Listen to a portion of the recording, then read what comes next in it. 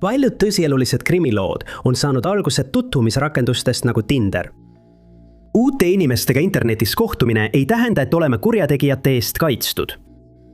Selliseid tutvumisõuduslugusid on veel palju. Hirmutavad lood, mis kõlavad väljamõeldistena, kuid on 100% päris ja võivad saada sünge ja häiriva lõpu, mida sa ei suudaks kunagi tõeks pidada.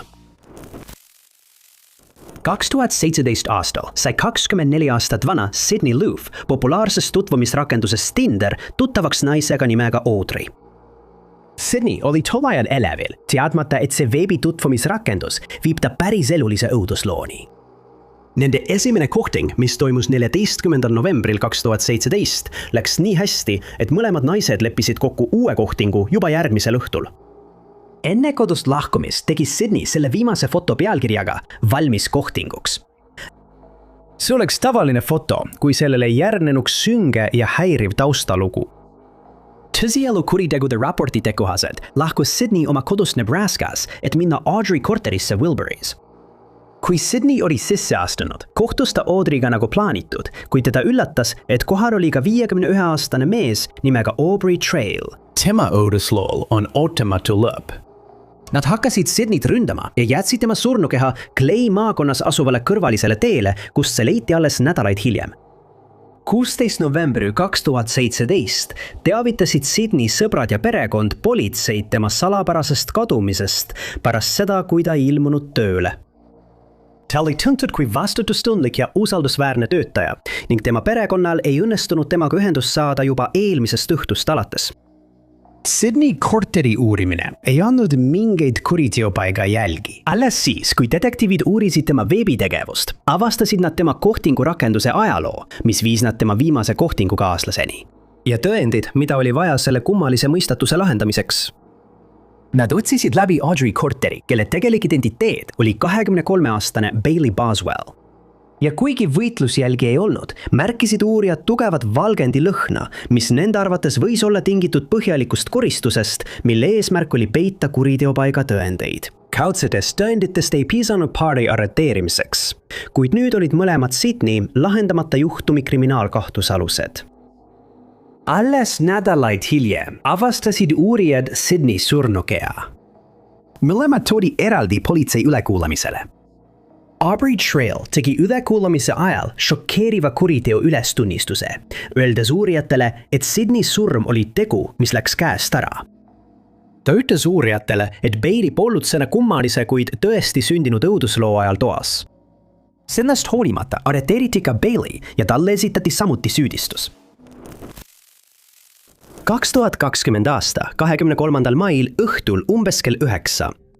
25-aastane Ashlyn Black leidis Tinderi kohtingurakenduses vaste 24-aastase Ethan Hunsackeriga. Sündmused ei meenutanud sugugi õuduslugu, kuna nad leppisid kokku kohtumise Utah osariigis Laytoni baaris.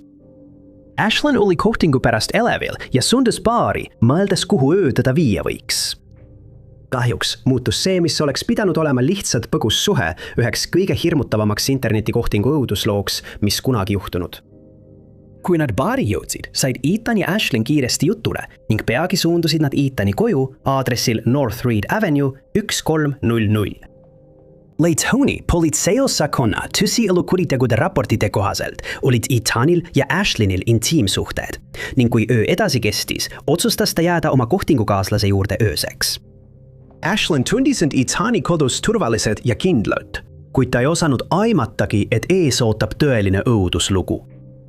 Kell 3:19 öösel sai Laytoni politseiosakond häiriva telefonikõne elanikult aadressil 1300 North Reed Avenue.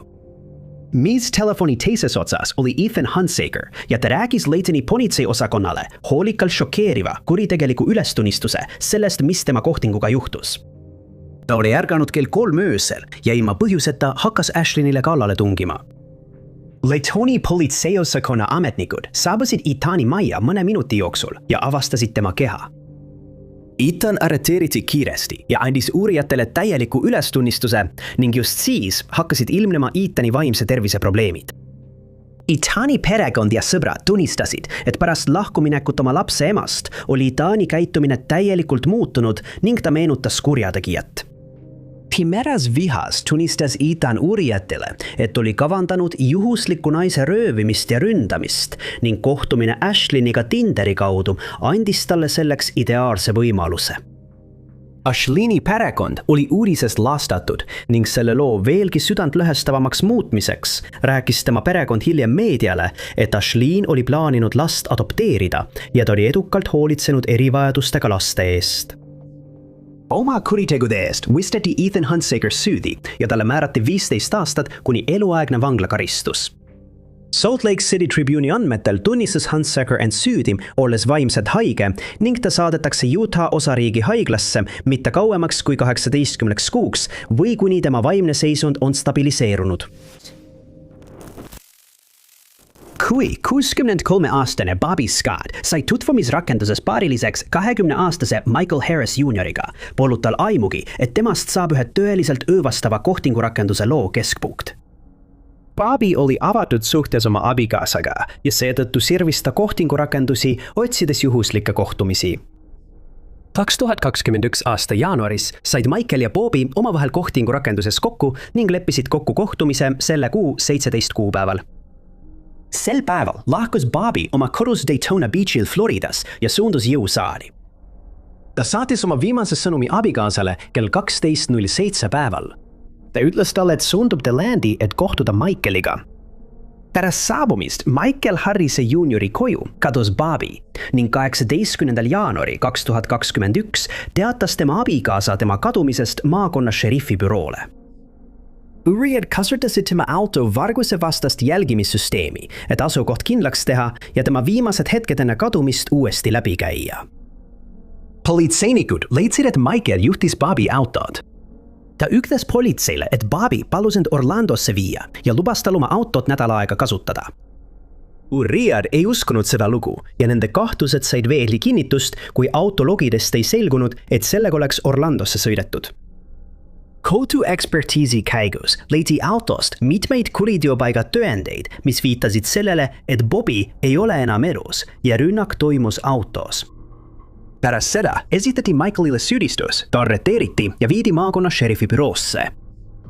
Kui uudis Mihkli arreteerimisest avalikuks tuli, astusid mitmed tunnistajad ja ohvrid uurijate ette, et rääkida sarnaseid kohtingukogemusi, kus nad olid Mihkliga kohtunud ning seejärel röövitud ja šantažeeritud.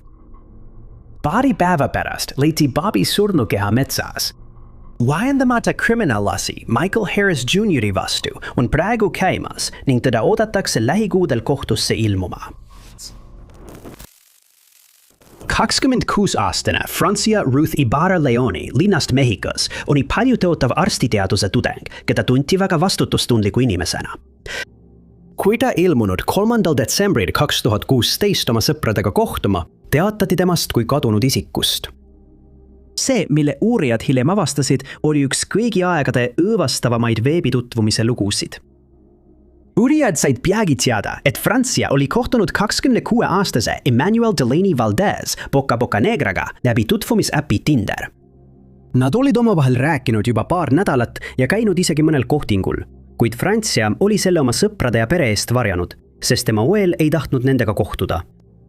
See oli päriselulise õudusloo algus, millest ta kahjuks eluga välja ei tulnud. Pärast Francia telefonikõnede ja veebitegevuse uurimist selgus, et viimane inimene, kellega ta koos oli tema kohtingupartner Emmanuel. Tema korteris korraldati põhjalik läbiotsimine.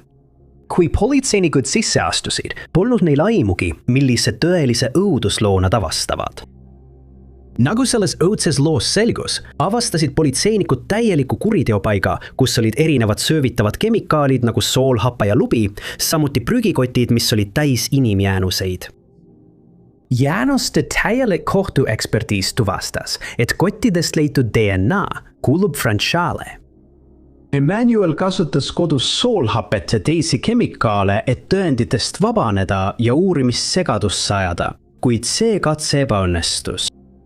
Emmanuel arreteeriti võimude poolt ning alates 2016 aastast ei ole tema kohtuprotsessi ega karistuse kohta uusi uudiseid olnud.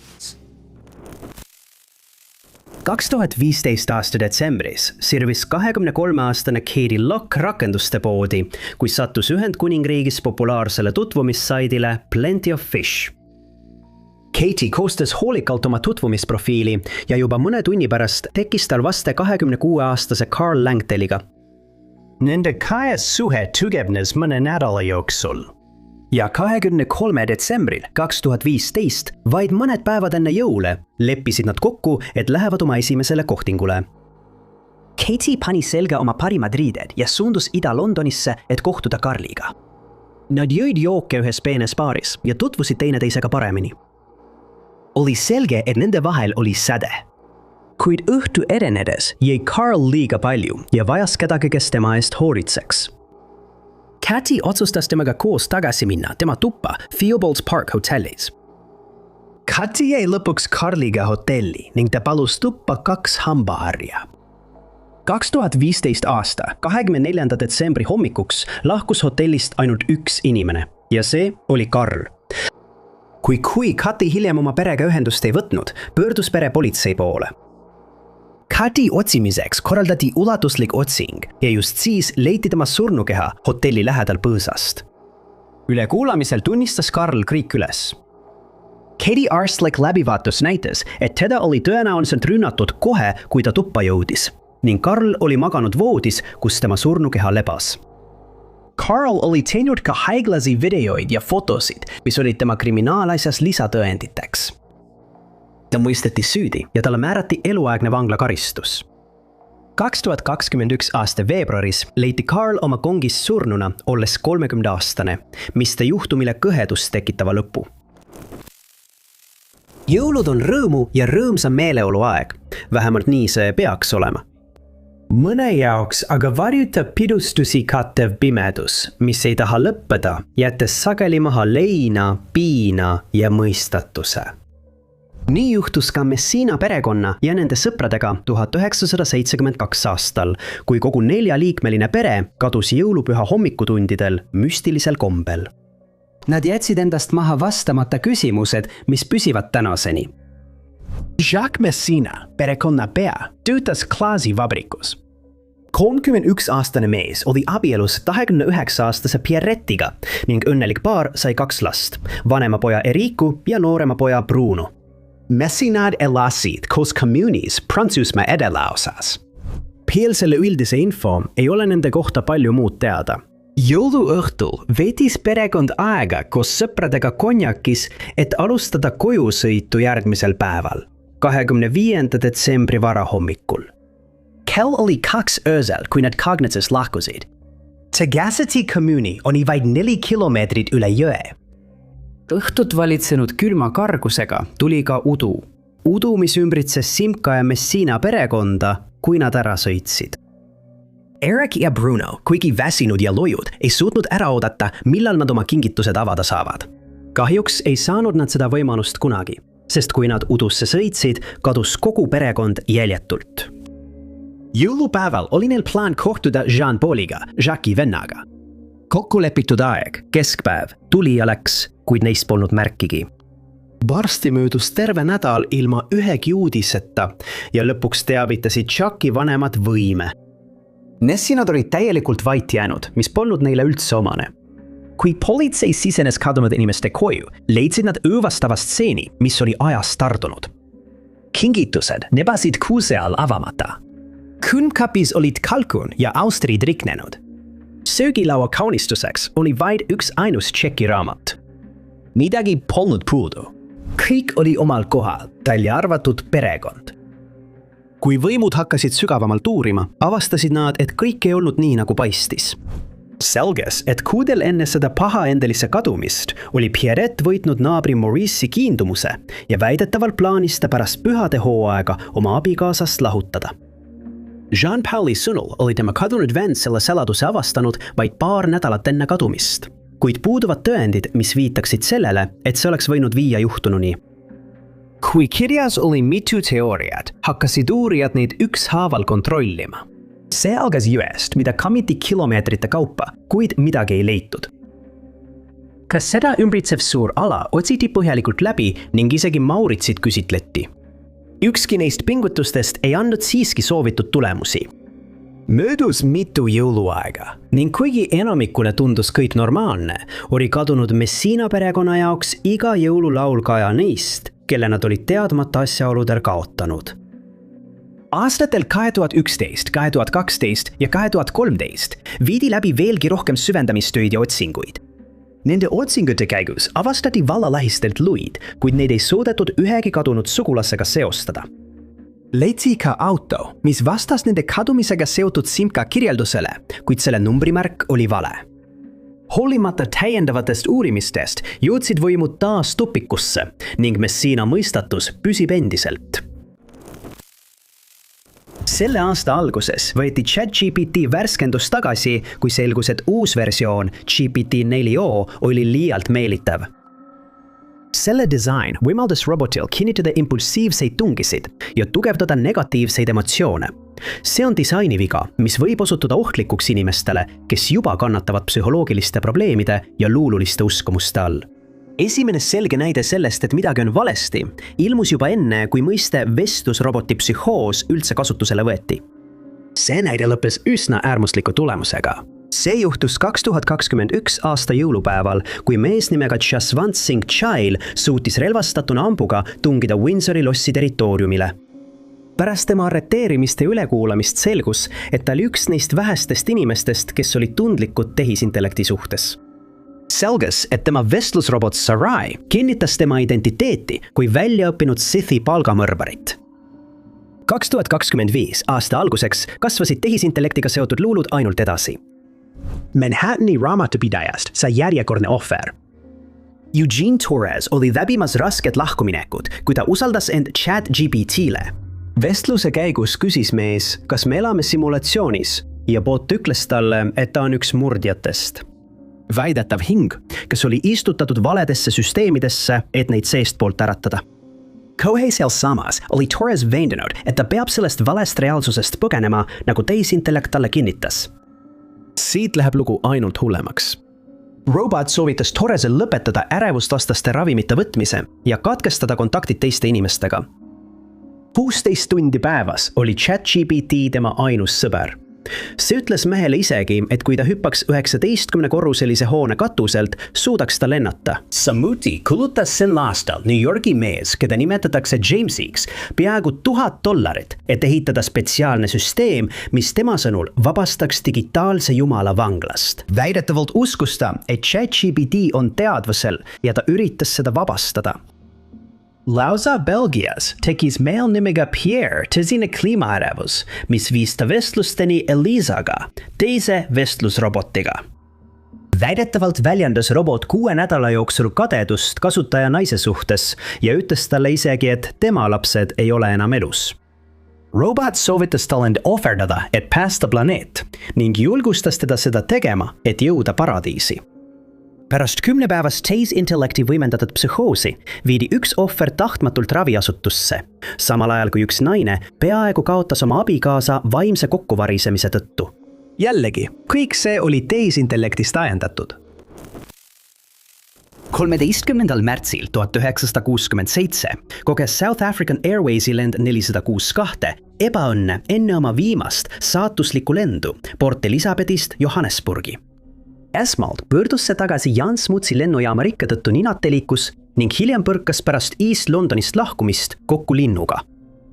Hoolimata kontrollidest, mis andsid lennukile loa jätkata, tankis piloot kapten Lepovski lennuki uuesti ja arustas tagasi lendu, oodates halba ilma.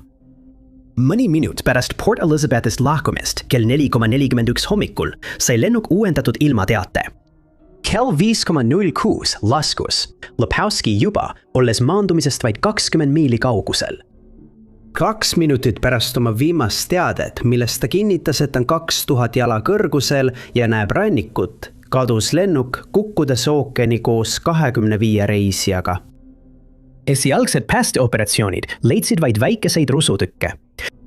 Järgnenud uurimine tuvastas, et lennuk oli kokkupõrke hetken lennukõlbulik ning arvestati 2 võimaliku põhjusega: piloodi südamerabandus või ruumiline desorientatsioon.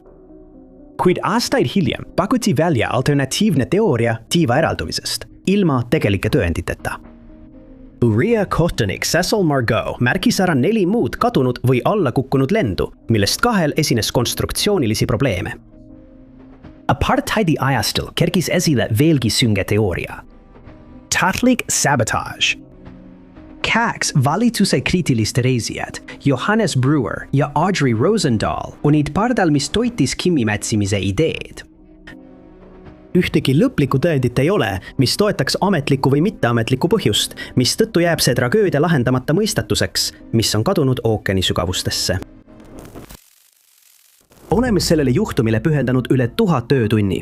Me suhtume kogu asjasse avatud meelega. Kui me isegi teaksime selle põhjust, oleksime 1 sammu võrra lähemal.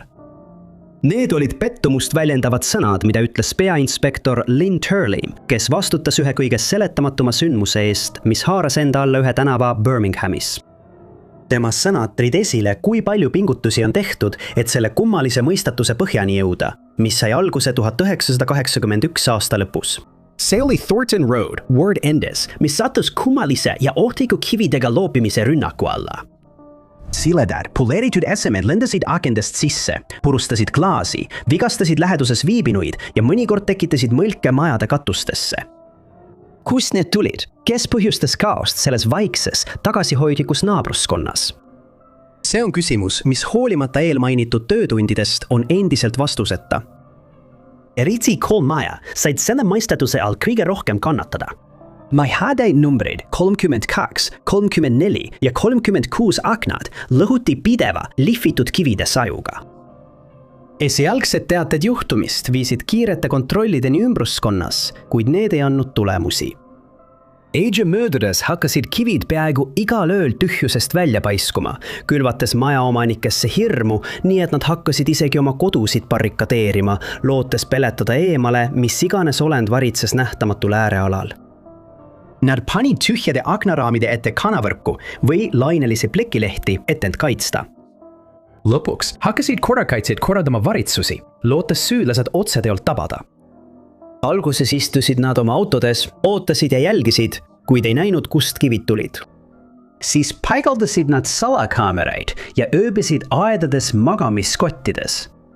Siiski ei suutnud nad välja selgitada, kust salapärased kivid visati. Kaamerad ei järvustanud ühtegi kuju, kuid klaasi purunemise heli ja metallplaatide kolksatused jätkusid.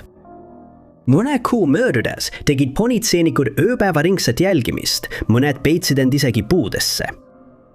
Ballistika eksperdid kaasati müsteeriumi lahendamisse, kuid nad ei olnud uurimisele abiks. Kive uuriti põhjalikult, kuid neilt ei leitud sõrmejälgi. Meeleheitlikus olukorras kutsuti appi vaimulikud, kuid ka nemad jäid hätta. Kuigi see võib tunduda lihtsalt juhtumine, kus üks vandaal külvab Thornton Roadil hirmu, muutus mõistatus ainult sügavamaks, sest see jätkus järgmised 3 aastat katkematult. Juhtum oli pidevalt üleriigiliste ajallehtede pealkirjades ja isegi televisioonis, kuid ükski vihje ega teave ei aidanud mõistatust lahendada. 1982 aasta mais teatas Birmingham Mail, et hirmunud elanikud valmistusid järjekordseks salapäraseks rünnakuks. Sellele pealkirjale lisati foto elanikust Evelyn Malkost, keda nähti kaitseks plekist mütsi kandmas. Ka teise majaomanikud olid sunnitud kandma kaitsevarustust, olles juba saanud arvukalt vigastusi. Mõned uskusid, et neid mõjutab paranormaalne tegevus, kuid politseil oli teine teooria. Nad pakkusid, et keegi oli paigaldanud hiiglasliku katapuldi, mis võimaldas neil neid maju pommitada 200 jardi kauguselt. Politseinikud lubasid süüdlase tabada, väites, et kuigi tal on kõik trumbid käes, teeb ta lõpuks vea. Aga ta ei teinud seda kunagi. Lõpuks kividega pommitamine lakkas sama järsult, kui see oli alanud. See järsk taandumine oli samuti omaette mõistatus. See oli silmatorkavalt rohetven, 2-kohaline Bristoli SLSA, mis lahkus Georgetowni lennujaamast kell 12:45 päeval. 2. augustil kadudes tundmatusse. Väike lennuk kandis pardal 72-aastast Gregory Vaughni, 66-aastast Kim Warnerit ja nende armastatud koera Mollit, kui see kadus Tasmania põhjaranniku kohal. Nende siitkohaks oli Uus-Lõuna-Walesi keskosa, kuid nende marsruut viis neid üle kurikuulsa Passi väina, Austraalia enda Bermuda kolmnurga. Just selles piirkonnas Victoria ja Tasmania vahel on toimunud mitu seletamatut kadumist, mis on tabanud nii laevu kui ka lennukeid. Uutlik ilm, tugevad hoovused ja halb nähtavus võivad olla põhjuseks siin aset leidvatele müsteeriumidele. Aastakümneid on passiväin neevanud lennuki teise järel ja laeva teise järel ning see lõi taas, lisades oma üha kasvavasse nimekirja veel ühe juhtumi. Edevärvusega Bristol pidi maandama Victoria piirkonnas, kus see oleks tankinud. Pärast seda pidi see suunduma Hillstoni, kuid see ei jõududki kunagi plaanipäraselt lennujaama.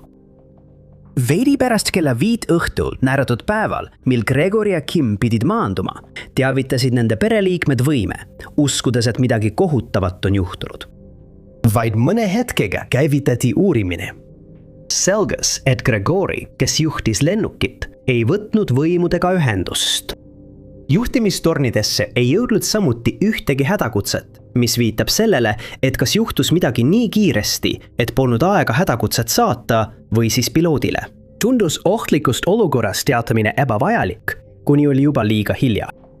Seejärel käivitati piirkonnas ulatuslik otsing, kus võimude käsutuses oli kaasaegne tehnoloogia.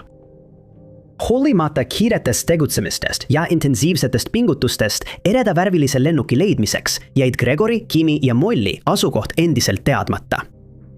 Räst ilmastikuolud muutsid otsingupingutused asjatuks, aeglustades õhus tehtavat otsingut. Kui ilm selgines, jätkusid otsingud, kuid võimud pole endiselt lähemal sellele, et mõista, mis tol saatuslikul päeval juhtus või kuhu lennuk ja selle reisijad võisid sattuda. Septembri lõpuks peatati otsingud ametlikult ning õiguskaitseorganid ootavad enne edasist uurimist uut teavet. Jääb vaid loota, et reisijad jõudsid maale ega kukkunud ookeani. Paril on aastatepikkune kogemus lennunduses, kuid sellest hoolimata väheneb tõenäosus neid elusalt leida kiiresti. Praegu on Bristol ja selle reisijad endiselt kadunud sünge ja salapärase passi väina kohal ning sellele kõhedust tekitavale juhtumile ei paista lahendust. Õõvastav nähtus nimega fantoom ehk libasotsiaaltöötaja haaras 1990-ndatel Ühendkuningriiki ja Ameerika Ühendriike. Tundmatud isikud, sageli hästi riides, teesklesid end olevat sotsiaaltöötajad, rahvaterviseõed või muud sarnased spetsialistid, et pääseda kodudesse, sageli ettekäändega teha heaolukontrolli või vaktsineerimist. Oluline juhtum leidis aset 1990 aastal Sheffieldis, Lõuna-Yorkshire'is, kui 2 naist, kes väitsid end olevat NSPCC esindajad, külastasid Elizabeth Copelandi kodu. 2 päeva hiljem naasis teine agentide paar, ähvardades tema lapsed ära võtta väidetava riskihinnangu alusel. Coplani kõne võimudele paljastas, et NSPCC-l puudus mõlema visiidi kohta igasugune arvestus, mis viis operatsioon lastehoiu käivitamiseni.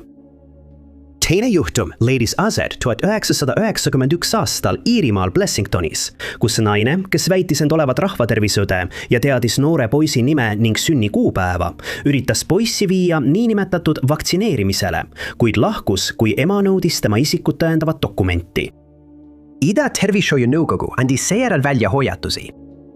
Nendest petturlikest ülastustest, mida sageli sooritas hästi riietatud paar, teatati 1991 aastal mitmes Inglismaa maakonnas ja need domineerisid uudistes. Kuigi inimröövid olid haruldased, olid need juhtumid siiski häirivad. See nähtus jätkus 1990-ndatel, kusjuures toimepanijad muutusid kavalamaks, valmistades võltsitud isikut tõendavaid dokumente. Üksikuid juhtumeid on teatatud veel 2021 aastal, kus libatervishoiu töötajad tegid väidetavaid vaktsineerimisi.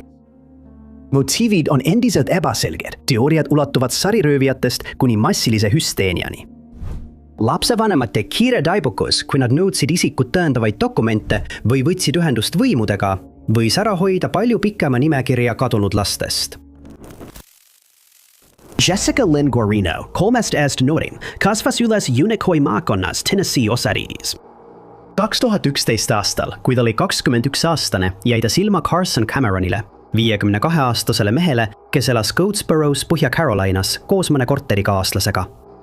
Tema perekond, kes ei kiitnud seda suhet heaks, püüdis Jessicat mitmel põhjusel Cameronist eemale hoida, kuid Jessica oli kõrvuni armunud ning nende pingutused osutusid asjatuks, kui noor naine jõuludeks kolis poissõbra koju Old Grantham Roadil.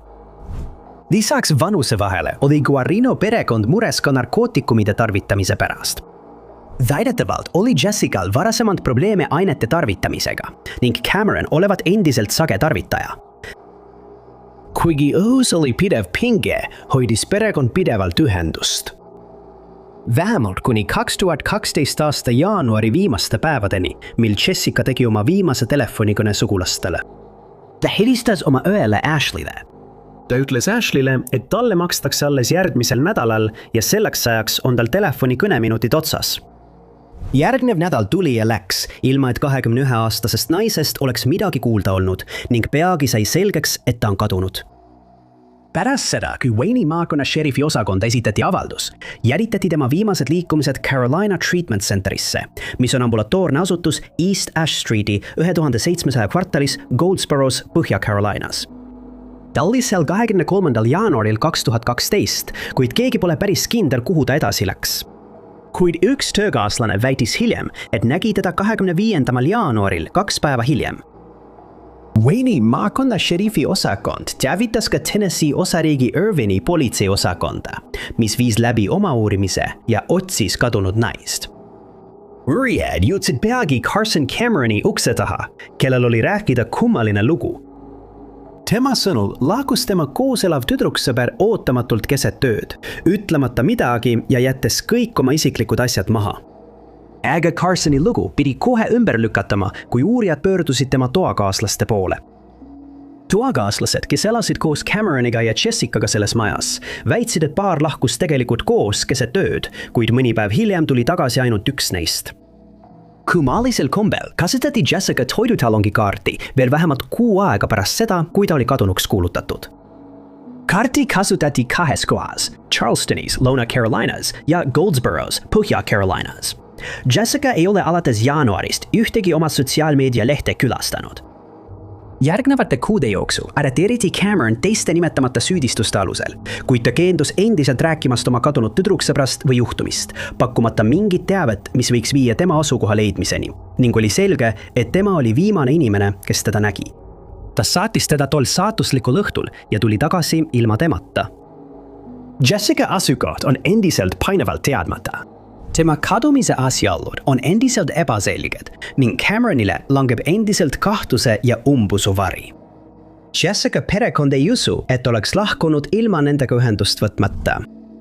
Selles juhtumis on vaid mõned üksikud vihjed ning ta on tänaseni kadunud väga kummalistel asjaoludel.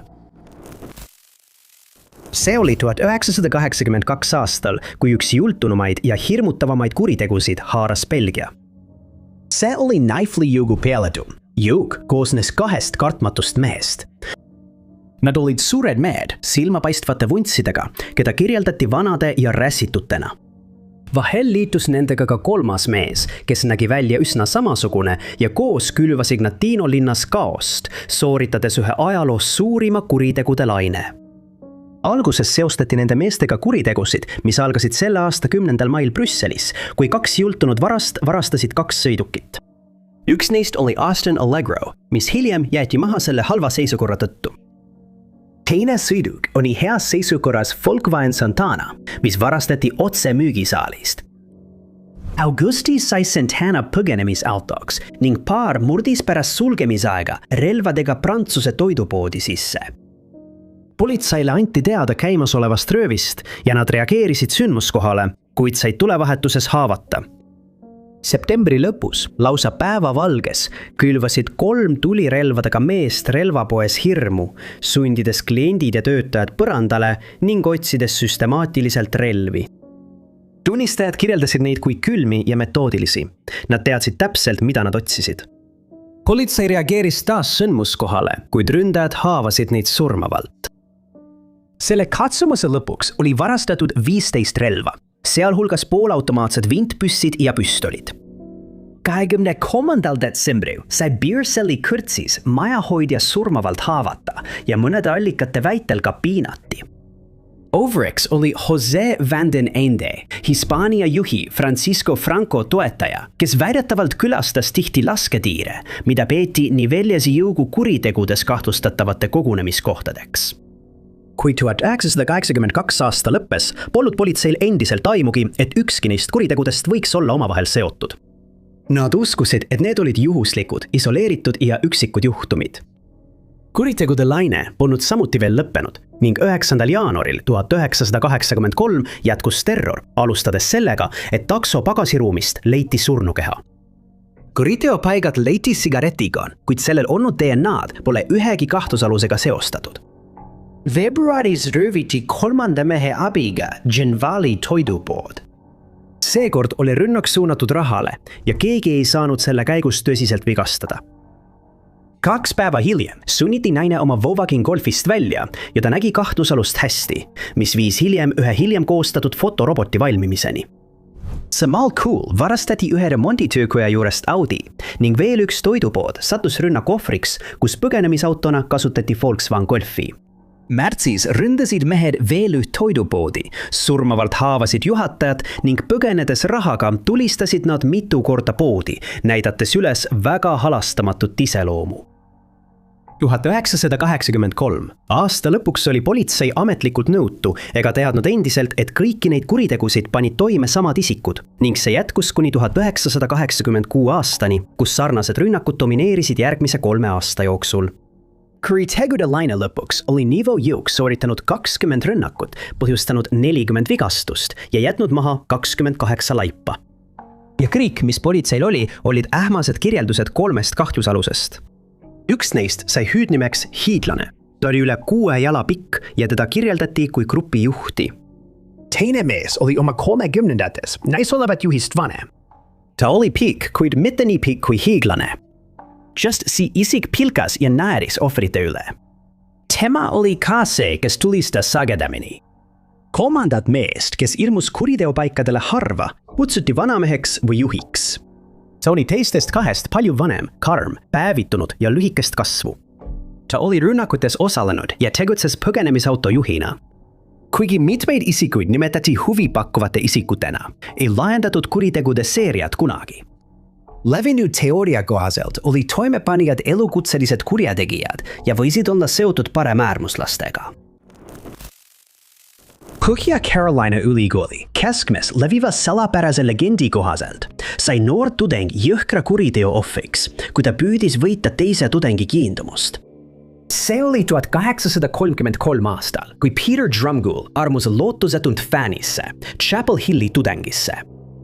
Nad said peaaegu kohe paariks ja hakkasid salaja kohtuma Kalju lähedal asuva lameda kivi juures. Nende armastus oli võrreldamatu ja meenutas armastusromaani. See kestis seni, kuni ootamatult ilmus välja teine kosilane. Selleks kosilaseks osutus Peetri enda hea sõber, samuti ülikooli tudeng. Peeter märkas, et ta oli samuti püüdnud fänni poolehoidu võita, mis tekitas temas äärmise armukadeduse. Legend räägib, et selle asemel, et oma tunnetele järele anda, püüdis ta lihtsalt oma sõpra vältida. Aga sõber jätkas talle peale käimist, kuni ühel päeval jõudis asi haripunkti.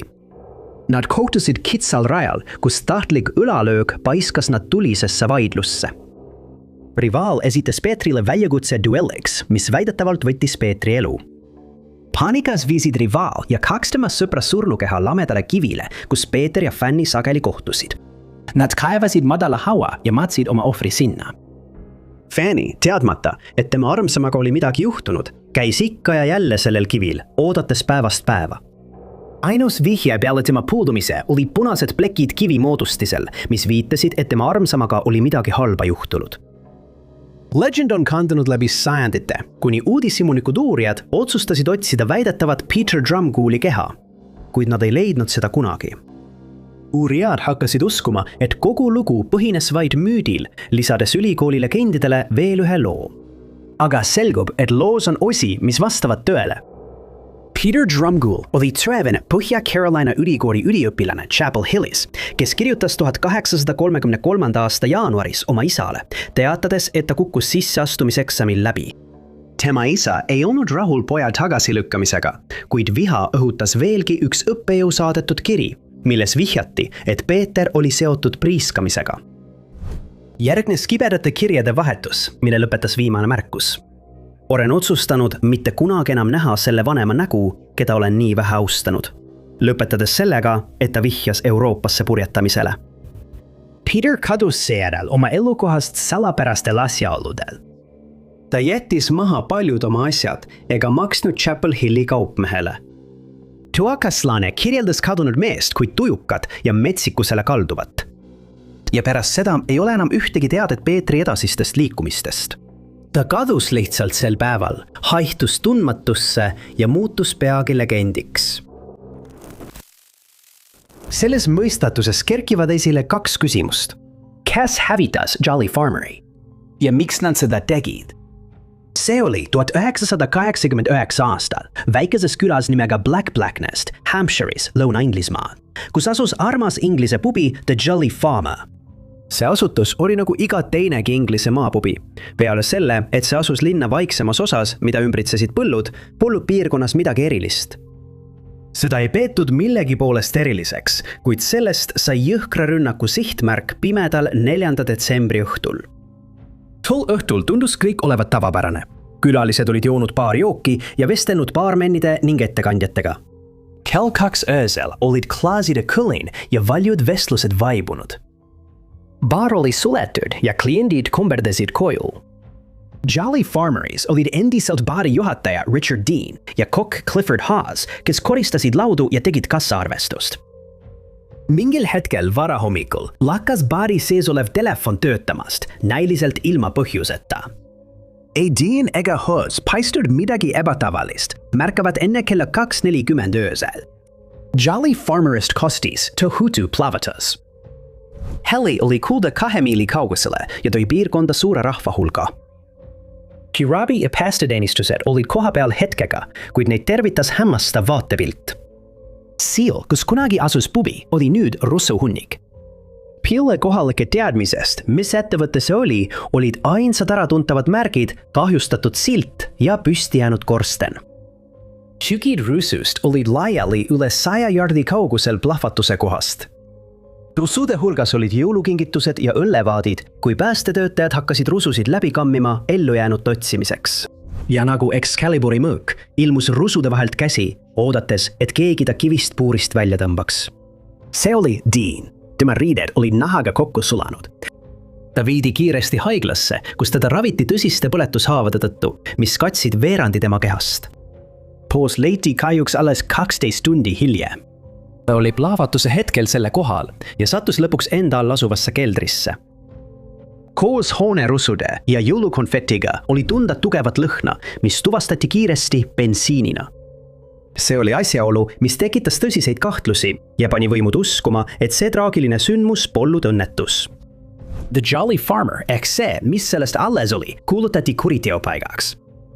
Uurijatel ei kulunud kaua aega, et kindlaks teha bensiinilõhna allikas.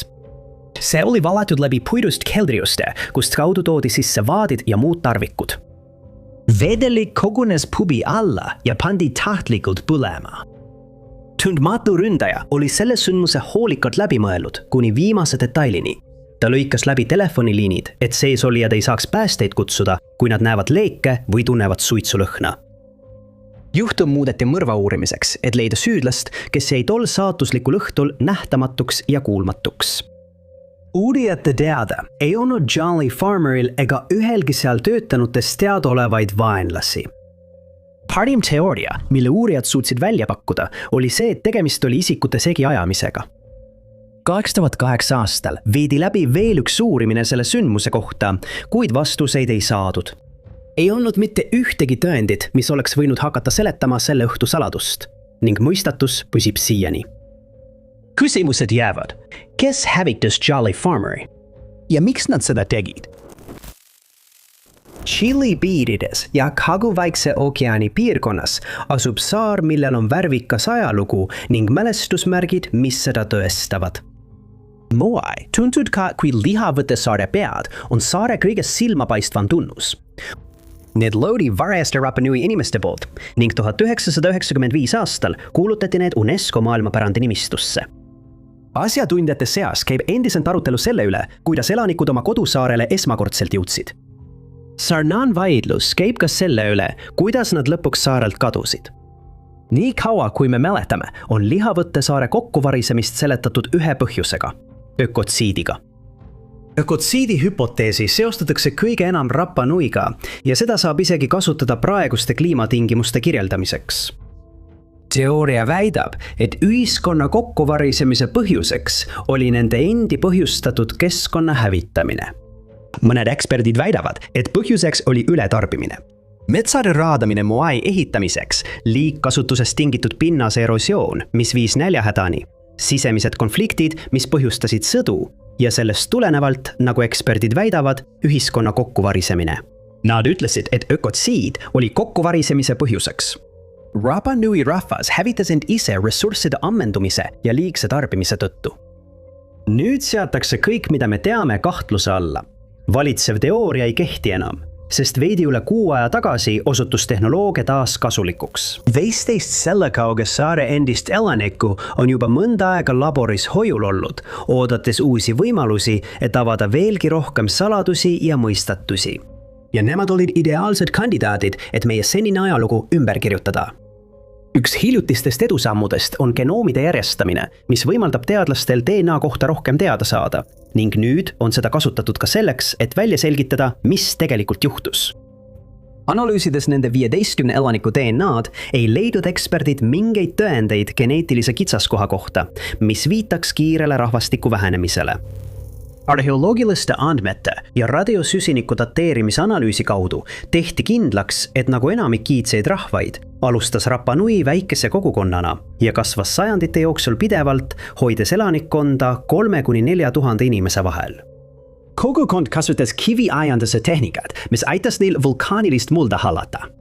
Kuid 18. sajandi 60-ndateks langes nende arv järsku väga kiiresti. Ja mis toimus 18. sajandi 60-ndatel aastatel? Orjus, laienemine läände, natsionalism, alade hõivamine, reformid, veresaunad ja kodusõjad.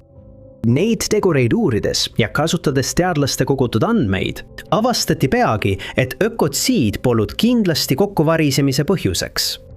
Peru orjakütid saabusid sel aastakümnel saarele ja nad võtsid kaasa nii palju Rapa Nui inimesi, kui nende paatidesse mahtus. Kui nad saarev lahkusid, oli 1/3 kogukonnast kadunud. See polnud kindlasti kokkuvarisemine. Ekspertide sõnul tähendab rahvastiku kokkuvarisemine 80–90% suurust elanikkonna vähenemist teatud aja jooksul, mitte kohest hävimist. Aga see on ikkagi ainult 1/3 elanikkonnast. Kuhu kadus ülejäänud Rapa Nui rahvas? Genomid paljastasid Lihavõtte saare elanike kõige paremini hoitud saladuse. Neil oli kontakt põlisameeriklastega.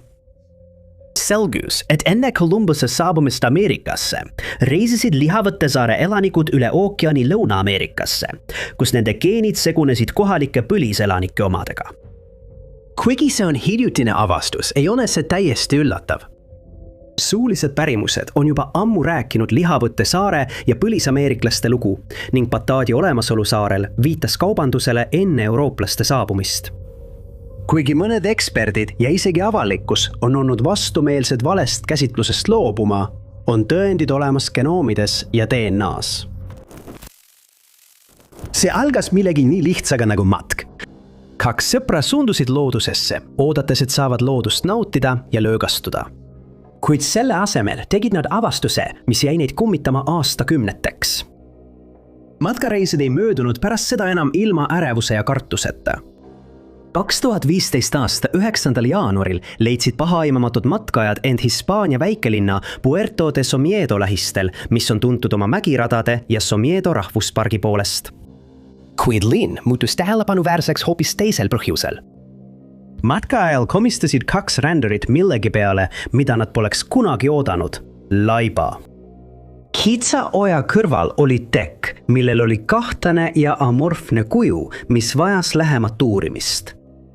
Kui nad lähemale läksid, peletas neid eemal vastik lõhn, mis sundis neid kohaliku politseisse helistama.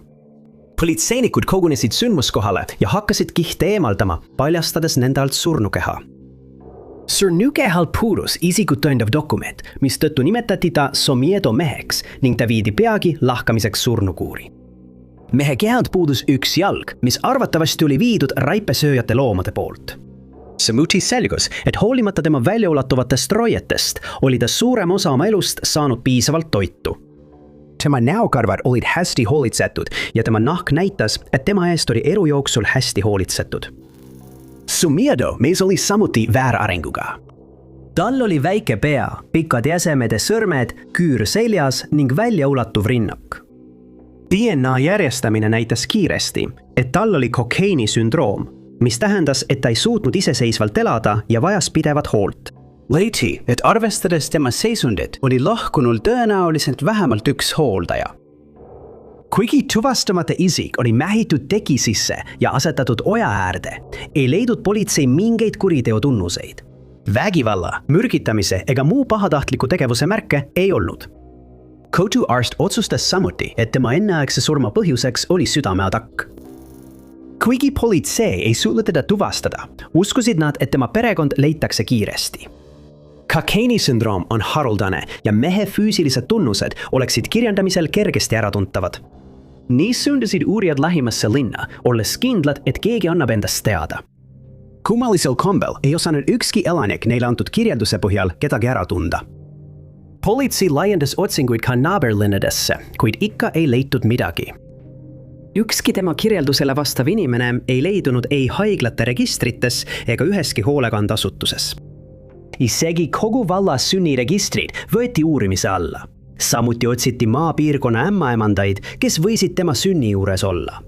Aga midagi ei leitud ja küsimusi ei õhku. Kes oli Somiedo mees? 2024 aasta oktoobris tehti juhtumis esimene läbimurre, kuid keegi tegelikult veel ei teadnud seda. See algas 2 isiku, õdede-vendade Enrique ja Enriqueta vahistamismäärusega. Nad pidid ilmuma kohtusse kohustuslikule hindamisele oma puudega venna jaoks, kelle eest nad hoolitsesid. Kuid õed-vennad otsustasid kohtusse ümberhindamisele mitte ilmuda ega toonud ka hooldatavat kohale. Sotsiaalteenistused hakkasid kahtlustama, et midagi kummalist toimub, sest 10 aastat polnud nad puudega mehest, kelle eest hoolitsesid Enrique ja Enriqueta, midagi kuulnud ega teda näinud, kuid nad said tema nimel iga kuu 3000 eurot. Kuid paaril õnnestus võimude eest mitu kuud kõrvale hoida, kuni nad lõpuks 2025 aasta veebruaris ühes hotellis tabati. Kui nad vahi alla võeti, hakkas hargnema häiriv lugu, mis paljastas aastakümneid vana lahendamata juhtumi. Luis Maria J.C., keda kutsuti Luisaks, oli Enrique ja Enriqueta puudega vend, kellest kohtud rääkisid. Ta sündis ajuhalvatusega, tal olid rasked kataraktid ja ta oli kurt. Ülekuulamiste käigus said uurijad teada, et vend oli juba õiguskaitseorganitele tuttav, sest 2015 aastal leiti tema surnukeha teki sisse mässituna oja lähedalt. Luiseen oli Somiedo mees. Õed-vennad jätkasid oma lugu, öeldes, et pärast tema viimase hooldaja surma võtsid nad tema eest hoolitsemise enda peale. Järgmise 10 aasta jooksul andsid sotsiaaltöötajate kontrollid sarnaseid tulemusi. Meest ei olnud kohal, ta oli ära, ta oli haige või külastas sugulasi. Tegelikult avaldasid õed-vennad, et ta oli järjest haigemaks jäänud, kuid nad ei kutsunud kiirabi, sest kartsid, et teda ei õnnestu päästa, mis tähendaks, et tema surm registreeritakse ja toetused lõpetatakse. Nii nad ootasid, kuni Luis lõpuks oma haigustele ja lõpuks nälgimisele alla vandus. Ja siis viisid nad ta metsa, peites tema keha maailma ja valitsuse eest, mis võimaldas neil järgmise 10 aasta jooksul jätkata invaliidsustoetuste saamist. Esimeses Moosese raamatus mainitakse üht lugu, mille tegelikkus on vaieldav. See on Mahanaimi linn, mis asub Iisraelis Jordaani jõe idakaldal. Just esimeses Moosese raamatus loeme Jaakobi rännakutest, et taas ühineda oma vennaga. Ta jõuab Mahanaimi, mis tema jaoks oli nimetu linn. Siin kohtasid teda Jumala inglid ja kuulutasid, et ta on Jumala leer ning nimetasid selle Mahanaimiks, mis tähendab 2 leeri. Sajandeid hiljem palusid Iisraeli suguharud, Ruben, Gad ja Manasse, et neile antaks päris osa Jordaani jõe idakaldal. Moses täitis selle palve, kuid tingimusel, et need suguharud aitavad teisi kaananlaste vastu võidelda, ja nad tegidki täpselt nii. See piirkond anti neile hiljem päris osaks, kuid Kaanani vallutamise järel anti Jumala käsul mitmed linnad, sealhulgas Mahanaim leviitidele. Sellel omapärasel linnal on veel mitmeid teisi lugusid, mis ulatuvad läbi sajandite. Kuid küsimus jääb, kus see asub?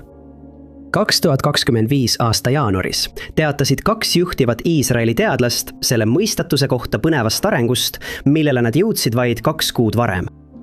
Jordaanias asuva mäetipu arheoloogilisel leiukohal on laiali kiviplokid, mida kaunistavad kunstilised lõvide ja pidusöökide stseenid. Tõendid iidse Iisraeli palee kohta, mis võis seal seista umbes 2800 aastat tagasi. Monumentaalse arhitektuuri olemasolu, mis pärineb 8. sajandi eedskristande algusest, võib olla tõend iisraellaste laienemisest, viidates sellele, et palee oli osa Iisraeli kuningriigist ning Mahanaimi linn kuulus selle piiridesse. Piiblitekstid viitavad sellele, et linn asus Penueli kõrval, mida teadlased usuvad olevat tänapäeva Tel al-Tahab esh-Sharqi. Seda teooriat toetab piibelik viide templile Penuelis ning näib, et selline tempel on leitud Tel al-Tahab esh-Sharqi alalt. Varamete vastamist ei kasutata siiski tõendina piibli ajaloolisuse ega selles sisalduvate lugude kinnitamiseks. Kuid mingil põhjusel ei kasutata varemet avastamist tõendina piibli ajaloolisuse kinnitamiseks. Selle asemel ütlevad teadlased, et see on tunnistuseks iisraellaste kohalolule Transjordaanias, mis võib aidata uurijatel mõista, miks sellised piibellikud sündmused aset leidsid just selles piirkonnas.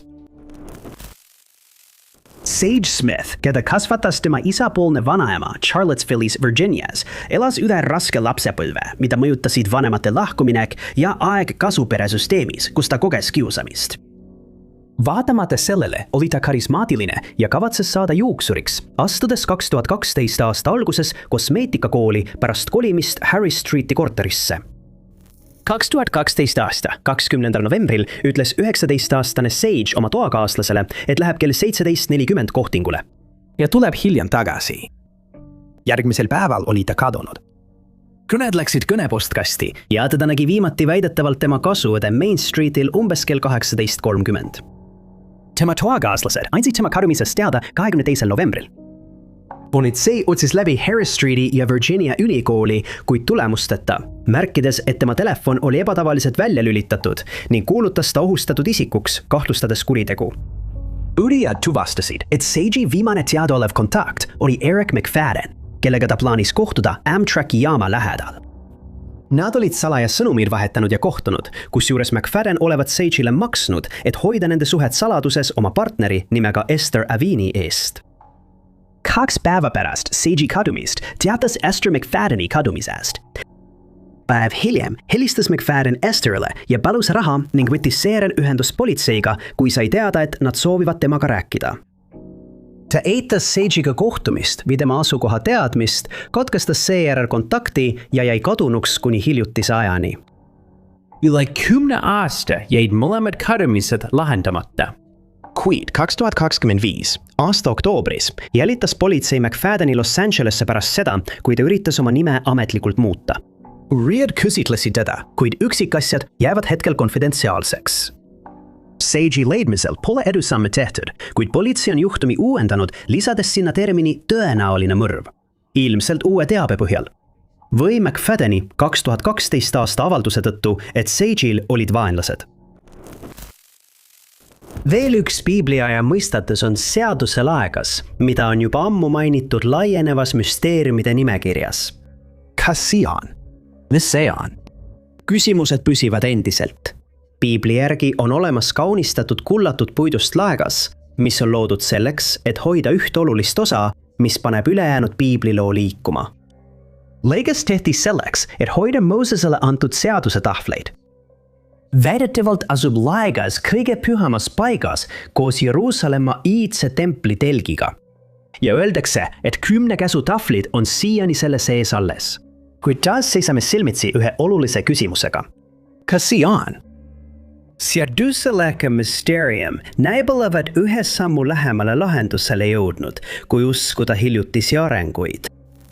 Hiljutise avastuse keskmes on piibelik linn Silo, mida seaduse laeka aruteludes harva mainitakse. Enne Jeruusalemma templite ehitamist seisis Silos tempel. See on muistne Samaaria linn, mis eelnes Jeruusalemma hoonetele ligi 400 aastat. See on väga pikk aeg, kui arvestada 10 käsu ja kummagi linna rajamise ajajoont. Silo oli väga tähtis paik. Just seal rajati altarid, mis võimaldasid ohverdusi ja jumalateenistusi vastavalt pühale kirjalikule ülestähendusele. Kogu selle aja jooksul mõtlesid paljud inimesed, kas nad tõesti usuvad, et Siilo eksisteeris. Kuid see linn oli üks vähestest, mida oli lihtne tuvastada. Seal oleks tempel, altarid ja ohvriandide jäänused ning just need elemendid kaevati ootamatult välja 2023 aastal. Ajaleht Jerusalem Post avaldas loo uskumatust avastusest, mis on jätnud ajaloolased täiesti hämmastunult. Arheoloogilised väljakaevamised toimusid piirkonnas, mida peetakse muistse Siilo linna asukohaks. Kiht kihi haaval paljastas maa üha rohkem tunnuseid, mis toetasid kasvavat teooriat. Kui nad hakkasid tolmu ära pühkima, mõtlesid eksperdid, kas nad olid just avastanud kunagise Siilo keskmes olnud kultuskompleksi. Kui meeskond töötas kivist ehitise varemete tuvastamise kallal, jõudsid nad peagi jahmatava arusaamani. Kõnealuse ehitise mõõtmed vastavad kirjeldusele, paigutusele ja mõõtmetele, mis on omistatud telgile, kus arvatakse olevat hoitud seaduse laegast. Seaduse laegas sisaldab elu kirjalikke reegleid, avastus, mis võiks muuta kogu maailma.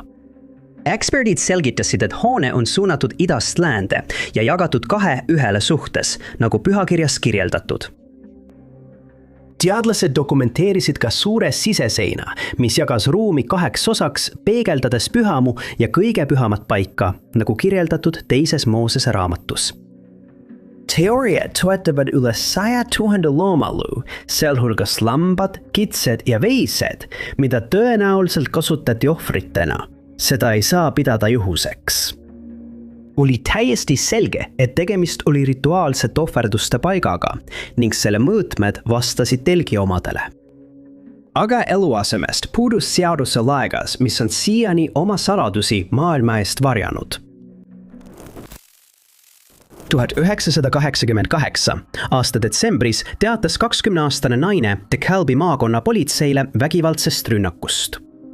30. detsembril, kui ta lukustas oma Stone Mountaini korterit, sundis suusamaskis ja noaga mees ta kompleksi kõrvalisse põõsastikku. Ründaja ähvardas ta tappa, enne kui põgenes. O'Hare leidis abi ja tema poissõber viis ta DKPD-sse, seejärel Grady Memorial Hospitalisse, kus koguti DNA-d. Kuid 1988 aastal ei olnud DNA testimise tehnoloogia saadaval, seega tõendid hoiustati Georgia uurimisbüroos. Üle 3 aastakümne hiljem, 2019. aasta juunis, avati juhtum uuesti ja DNA testiti Justiitsministeeriumi abiga. Tõendid kattusid seejärel Reginald Caldwelliga, kes oli siis 58-aastane ja elas kuriteo toimepanemise ajal DeKalbi maakonnas. Pärast täiendavat uurimist, ülekuulamisi ja tunnistusi mõisteti Caldwell 20. mail 2025 süüdi inimröövis, kallaletungis ja raskendatud kehavigastuse tekitamises, saades 2 järjestikust eluaegset vanglakaristust ning lisaks 20 aastat. Üks California mees pani oma koerale rihma külge ja alustas nendega tavapärast jalutuskäiku Trinidadi sadamarannal. Ta ei teadnud seda tol hetkel, kuid vaid mõni hetk hiljem võttis ta ühendust Fortuna politseiosakonnaga, olles teinud vapustava avastuse. Kohale saabunud politseinikud suudasid Trinidad Headi poole, mis on sadamas asuv kaljune moodustis. Mees osutas osalisele koljule, mis vaatas neile alt üles vastu. 1993 aasta veebruaris korjasid politseinikud killu üles ja andsid selle üle Humboldti maakonna šerifi büroole. Seejärel koostati koljust rutiinne DNA profiil ja sisestati see nii riikliku tuvastamata isikute DNA registrisse kui ka California kadunud isikute DNA andmebaasi. Profiili võrreldi mitmete kadunud inimeste ja teiste inimjäänustega, kuid kild ei paistnud ühegi teadaoleva isikuga sobivat. Sealt edasi sisestati juhtumi andmed Namosi süsteemi juhtumi numbri UB55274 all ja sellega asi piirduski. Midagi rohkemat polnud võimalik teha, vähemalt tol hetkel mitte. Lõpuks unustas maailm 1993 aasta Californiast leitud kolju, mis oli nüüdseks saanud osaks tuvastamata inimjäänuste juhtumite kuhjuvast nimekirjast. Kuid 2024 aastal sai see aastakümneid vana mõistatus uut lootust. Kui Ameerika Ühendriikide esindaja Jared Huffman eraldas rahalised vahendid, et likvideerida mahajäämus ning võimaldada Humboldti maakonna šerifi bürool läbi viia uusi uurimisi ja DNA-teste. Nüüd sai Humboldti maakonna šerifibüroo esitada tõendid Athrami laborisse Woodlandsis, Texases. 1993 aasta koljutükk sai teadlaste jaoks keskseks tõendiks, kuna nüüd oli võimalik sellest DNA'd eraldada, kasutades kohtuekspertiisi tasemel genoomi järjestamist. Pingutuste tulemusena tekkis tundmatu naise põhjalik profiil, mis pani aluse geneetilise sugupuu uurimisele, et tuvastada isik, kellele säilmed kuulusid. Mõni kuu hiljem tõi teine suur läbimurre selle isiku tõelise identiteedi päevavalgele. Kolju osutus K. Josephine Medini o Max. Ta oli kirjas mitmes kadunud isikute andmebaasis. 1987 aasta 3. augustil saabus mees nimega Nicholas oma Trinity maakonna koju ja avastas, et tema 48-aastane naine on kadunud. Tema käekott, prillid ja auto olid kõik endiselt kohal, kuid teda ennast polnud. Nicholas teatas tema kadumisest, mis tõi kaasa suure vabatahtliku otsingu keerulises maastikus, mis ümbritses nende kodu. Kuid temast ei leitud ühtegi jälge kuni 1993 aastani. Nicholase naine oli Kay Met, kooliõpetaja, ning tema ülemuse sõnul, kes oli üks viimaseid inimesi, kes teda töölt lahkudes nägi, oli ta väidetavalt heas tujus inimene. Trinity maakonna šerifibüroo oli Kay kadumise märkinud kahtlaseks, kuid ei suutnud leida ühtegi tõendit kuriteo kohta ega vihjeid tema asukoha kohta. Kuigi ta on üles leitud, jääb juhtum siiski mõistatuslikuks. Ametnikud ei suuda kindlaks teha, mis põhjustas tema enneaegse lõppu, kas see oli lihtsalt õnnetus või oli siin mängus midagi palju kurjemat.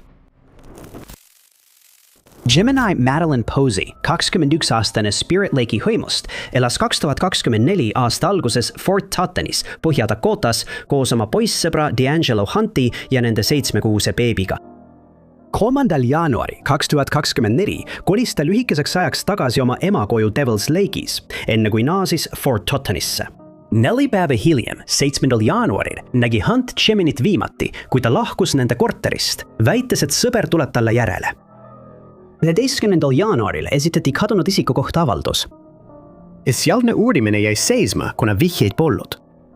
Hiljem arreteeriti Hunt ja talle esitati süüdistus teise astme tapmises oma venna Iisaku surmaasjus, kelle säilmed leiti 2025 aasta novembris Spirit Lake'i reservaadist. Iisak oli kadunud alates 2024 aasta märtsist. See vastus viis selleni, et Huntist sai Gemini juhtumi kahtlusalune.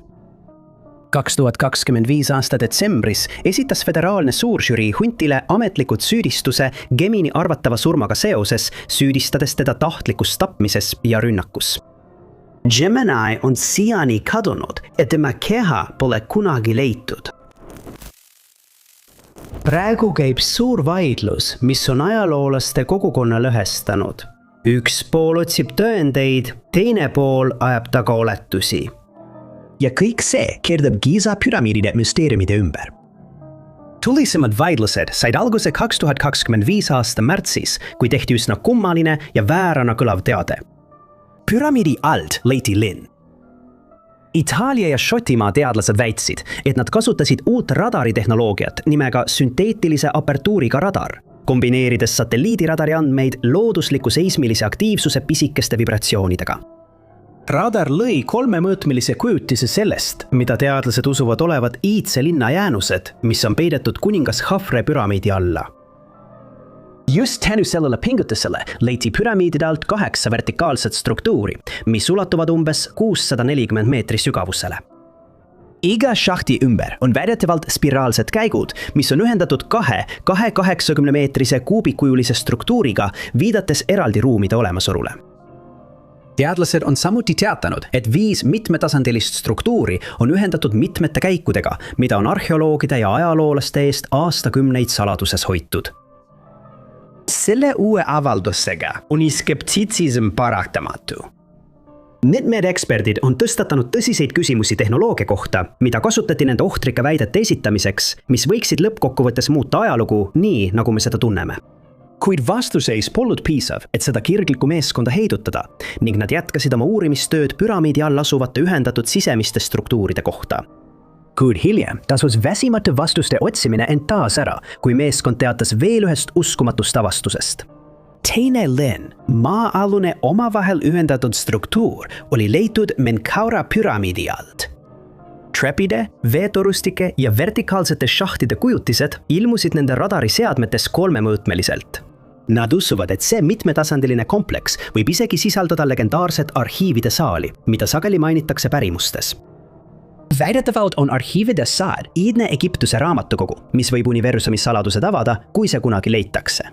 Mõlema peidetud linna olemasolu viitab tohutule maa-alusele kompleksile, kuid seda väidet peetakse liialdatuks või tõendamata. Lisaks väidetele 2 maa-aluse linna kohta püramiidide all kinnitas meeskond ka, et Giza kompleks on 38 000 aastat vana, mitte 100, nagu on väidetud. Peaaegu 5 aastakümmet tagasi leiti midagi pahaendelist, mis ulatus välja taimestikust ühel põllul USA maantee 79 lähedal, vaid mõne miili kaugusel Mariannast.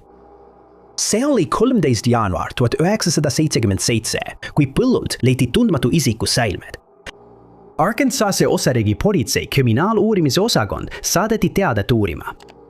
Uurijad kogusid säilmed ja andsid need üle Arkansase osariigi krimilabori kohtuarstile. Avastus tuli muidugi ajal, mil DNA testimine oli alles algusjärgus. Jäänuste kuuluvuse tuvastamine ei õnnestunud ning ka surma asjaolud jäid saladuseks. Selleks ajaks oli vanemate poolt toime pandud röövimisi juba 10 000, samal ajal kui võõraste poolt toime pandud röövimisi oli vaid paarisaja ringis.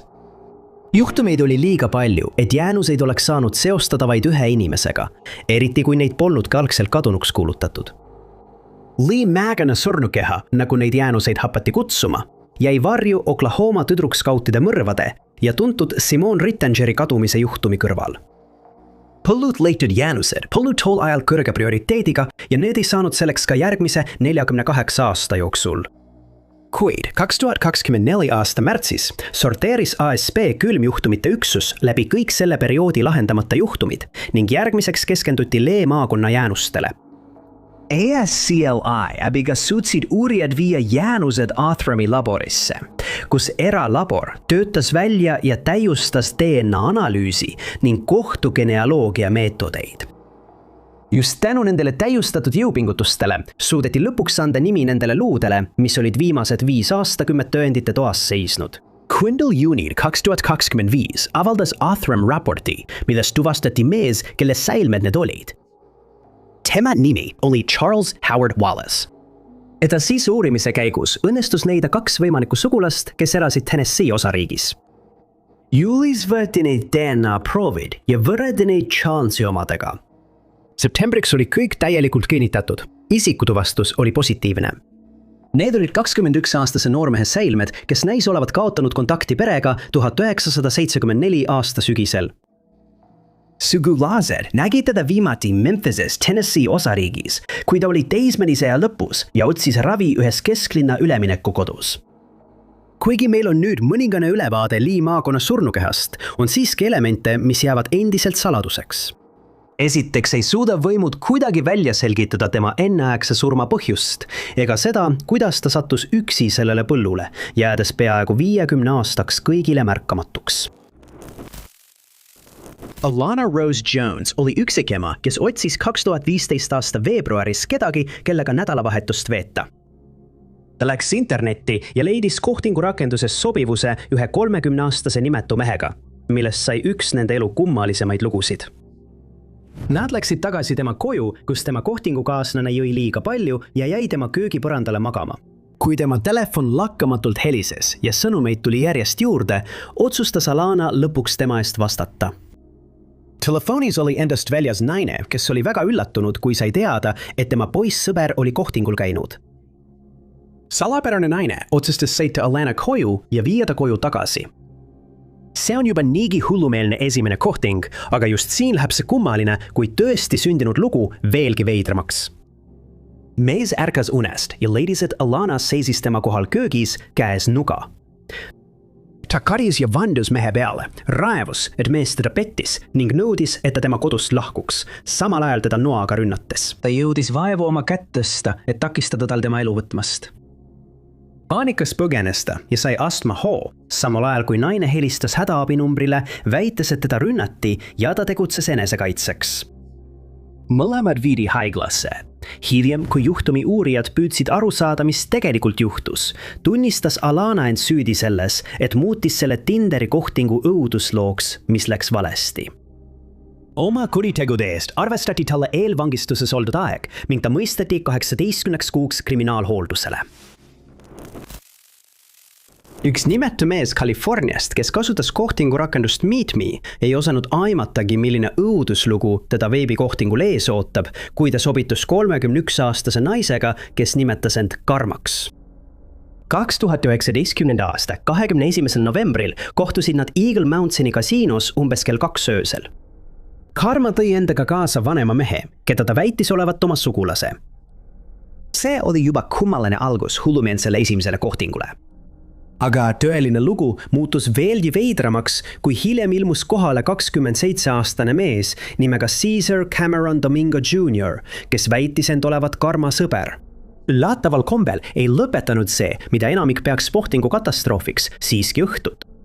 Nad neljakesi veetsid koos veel mõned tunnid, kuni California mees pakkus, et viib kõik koju ära.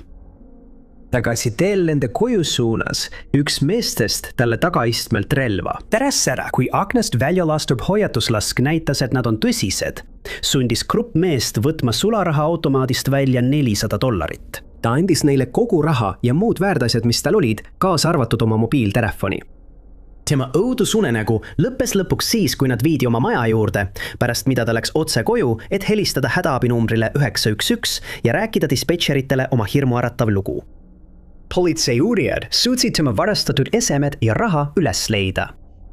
Kuritegude uurijatel ei kulunud kaua aega, et tabada salapärane naine nimega Karma, kelle päris nimi oli Shalina Lopez, ning ühe tema kaasosalise 31-aastase mehe nimega Mario Gaona. Kolmas isik, 27-aastane Cesar Cameron Domingo Jr. on endiselt vabaduses. See on kummaline, kui tõesti sündinud lugu 50-aastasest Rachel Elwellist, lahutatud briti naisest West Midlandsist, kes tegi oma õuduseks vea, lastes õel end julgustada taas kohtingumaailma sukelduma. Peagi kohtas ta Facebooki sotsiaalmeedia postituste kaudu meest nimega Stephen Barrio Hugo. Üksikisa oli omal käel töötav insener, kes oli oma tütart 7 aastat üksi kasvatanud. Ja pärast mitmeid nutikaid karjäärisamme oli ta valmis leidma kellegi, kellega sidet luua. Ta oli väga elevil, et võitis suure väärtusega lepingu bensiinijaamade ehitamiseks Ukrainas. Kui Hugo saabus Ukrainasse, muutus tema lugu kummaliseks ja hirmutavaks müsteeriumiks. Lepingu rahastus osutus palju väiksemaks, kui Hugole lubati, kuna Ukraina keerulised uued maksuseadused mõjutasid seda. Alandatuna palus ta rahelit süüa ja taksiraha, mida ta saaks tal anda, kuni ta tööd lõpetab. Ta arutas seda sõprade ja perega, kes nõustusid, et see võib olla tõesti abivajava inimese lugu. Nii saatiski ta oma internetiarmastusele $200. Kui inseneriprojekt muutus keerulisemaks ja aeganõudvamaks, leidis Rachel end pidevalt talle Ukrainasse raha saatmas, et teda toetada. Tema lood tundusid piisavalt tõepärased. Ja kui ta ütles talle, et tema tütar jääb ilma katuseta pea kohal, kui see projekt läbi kukub, uskus Rachel teda. Ta jätkas raha saatmist kuni selleni, et lõpuks võttis ta uusi laene, et teda rahaliselt vee peal hoida. Kui Hugo ütles, et ta oli laenuhai käest laenanud $30,000, muutusid nende suhtega seotud sündmused tumedaks ja häirivaks. Hugo hakkas Rachelile helistama ja rääkima lugusid sellest, kuidas teda hoitakse teadmata asukohas pimedas keldris vangis. Õuduslugu, mida ta rääkis, ei tundunud Rachelile alguses tõene, kuni talle näidati ametlikke kirju Ukraina valitsuselt, mis kinnitasid, et tema maksuprobleemid olid tingitud hiljuti jõustunud uuest seadusest. Ta oli veendunud, et see hirmutav lugu oli viimane takistus, mis neid lahus hoidis, ja saatis veel raha, et nad saaksid lõpuks oma esimesel päris kohtingul kohtuda. Hugo vabastati lõpuks oma vangistajate poolt ja ta üritas koju saada, kuid viimane probleem lennujaamas tähendas, et tal oli lennupileti jaoks veel raha vaja. Selleks hetkeks oli Rachel kulutanud üle $100,000 inimese peale, keda ta polnud kunagi varem kohanud. Ja ta vajas rohkem tõendeid, et veenduda, kas Hugo kummaline lugu on päris ega pärine mõnelt kurjategijalt. Helvimat Cartes sõitis ta Hugo koduaadressile, mis oli kirjadele märgitud, mida talle oli saadetud. Tema tütre ja majapidajanna asemel leidis ta segaduses perekonna, kellel polnud aimugi, kes Hugo on. See ootamatu nõpp loole tegi Rachelile selgeks, et Hugo polnud päris. Nüüd olid tal sündmuste tõelised versioonid, kuid need kuud olid tema elu kõige pimedamad hetked ning ta oli võõra inimese sõna usaldamise tõttu sattunud tõsistesse, rahalistesse ja vaimse tervise probleemidesse. Ta otsustas oma internetitutvuse õudusloo avalikustada, et inimesed teaksid, kui ohtlikud on need, mida kriminaaluurijad nimetavad romantikapettusteks. Esimese kohtingu asemel armus ta mehesse, keda tegelikult ei eksisteerinud ja see kogemus muutis teda jäädavalt. 2021 aastal tabasid detektiivid väidetava kurjategija ühel kõige kummalisemal moel. Ebaõnnestunud Tinderi kohting viis lõpuks nüüdseks kuulsa isiku Corey Maurice Brooksi arreteerimiseni. 2021 aasta veebruaris arreteeriti Brooks, kuna ta olevat lohistanud naist juustest mööda maja ringi ja võtnud tema mobiiltelefoni. 4 kuud hiljem reageeris politsei teatele kriminaalsest autovargusest, mille käigus Brooks olevat tagurdanud varastatud sõidukiga politsei autosse ja seejärel sõitud vastu puud, mille taha politseinik oli varjunud. Lõpuks põgenes kurjategija sündmuskohalt jalgsi ning juhtumit uurivad detektiivid otsisid endiselt tagaotsitavat meest. Vaatamata sellele, et tema vahistamiseks oli välja antud order, otsustas Brooks kasutada veebipõhist kohtingurakendust Tinder. Augustis leidis ta rakenduse kaudu sobivuse ühe nimetu naisega ning naine kutsus ta enda koju. Kui salapärane naine mõistis, et ta võib olla agressiivne, saatis ta oma endisele poissõbrale sõnumi ja palus abi. Ta arvas, et Brooks on väga hirmuäratav inimene, kes kavatseb ta tappa. Endine poissõber palus politseim tema maja kontrollida ja veenduda, et temaga on kõik korras. Kui nad vastust ei saanud, kutsuti sündmuskohale SWAT-üksus ja elanikel kästi siseruumides püsida. Hirmuäratava tunni ja 15 minuti jooksul oli naine koos Brooksiga majas lõksus, enne kui tal lõpuks õnnestus põgeneda.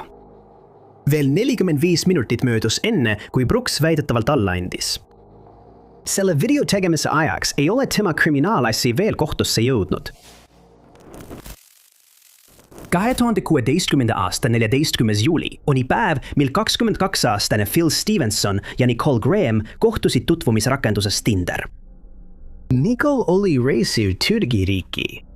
Kui ta kutsus Phili kaasa, ütles ta jaa. Nende esimene kohting toimus lennujaamas. Nicole ütles, et ta tundis end Phili seltsis turvaliselt. Lend kulges sujuvalt ja nende kohtingute õuvuslugu algas alles järgmisel päeval, 15. juunil. Päev pärast nende maandumist toimus Türgis katseb sõjaväelise riigipöörde läbiviimiseks. Phil ja Nicole ei saanud juba ennegi hästi läbi, kui nad äkitselt hotelli kinni jäid, sest võitlus lähenes igast küljest. Lennud riigist välja pandi määramata ajaks ootele, jättes nad sisuliselt lõksu. Nad olid ühes toas lõksus ega saanud lahkuda. Kopterid tirlesid ülevalt, püüdes vaenlast kallist turistikuurordist eemal hoida. Väidetavalt tulistati üks kopter alla ja 2 ohvitseri kaotasid väljas elu. Hotelli sees jätkus maailma kõige hullem kohtingu kõuduslugu. Hoolimata sellest, et nende elud olid ohus, üritas Nicole väidetavalt olla romantiline, samal ajal kui Phil tahtis lihtsalt lõbusalt aega veeta. Ta oli juba ehmunud, kui Nicole üritas teda toita ja veelgi enam tõrjus teda see, kui naine tahtis minna romantilistesse restoranidesse, nagu nad oleksid tõsine paar. Kui Nicole üritas nende voodeid kokku lükata, istus Phil väidetavalt terve päeva kõrvaklapid peas ja ignoreeris teda. Kui nende uudislood vastavad tõele, siis Phil olevat võtnud esimese võimaliku lennu koju tagasi ja Nicole pidi 5 päeva omal käel hakkama saama. Isegi kui tema elu oli endiselt ohus, ütles Nicole, et nautis aega üksi rohkem kui koos Philiga. Mõlemad jõudsid turvaliselt tagasi, kuid nad oleksid võinud oma elu kaotada või pantvangis hoitud olla. Tavaliselt piisab hirmutava loo jagamisest, et inimesi lähendada, kuid selles olukorras see nii ei olnud. Kui keegi põgeneb riigist keset valitsuse kukutamise katset, võib julgelt öelda, et see võib olla kõige hullem õuduslugu kohtingurakenduste ajaloos. Aitäh teile, et vaatasite. Kui teile see video meeldis, siis kindlasti vajutage meeldib nuppu. Ärge unustage ka tellida ja vajutada teavituskella, et olla kursis kõigi meie järgmiste videotega. Aga minu nimi on Top 5 Unknowns ja kohtume teiega järgmises videos.